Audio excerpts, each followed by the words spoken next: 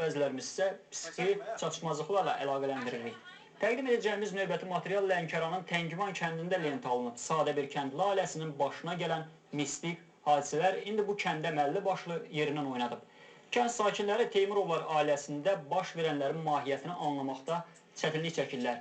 Bir sözlə, bu ailənin yaşadığı evə vaxtaşırı mistik bir qüvvə gəlir və onları rahat yaşamağa qoymur.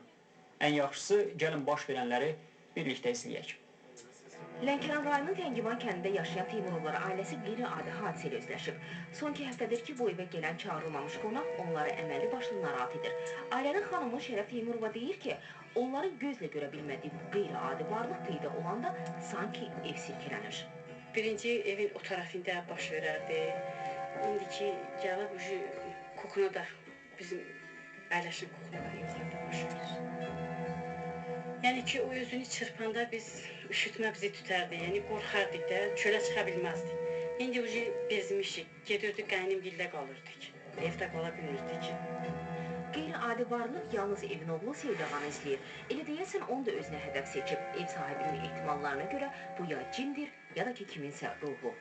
O günlərdə belə uşaq əyləşmişdi saat 8 arasında, lap belə gündüz idi, 8-9-un yarısı. Mən durdum, girdim evə, belə uşaq pləkanda əyləşmişdi. Bir də gördüm, uşaq durdu, qoşdu evə qışqırır. Nədir? Dedi ki, bəs yuxarıdan özünü çırpdı. Halca, indi gündüzdür, indi elə çırpdı. Sonra sobası üçün durdu, dedi, mama, belim çürüyür, baxalım.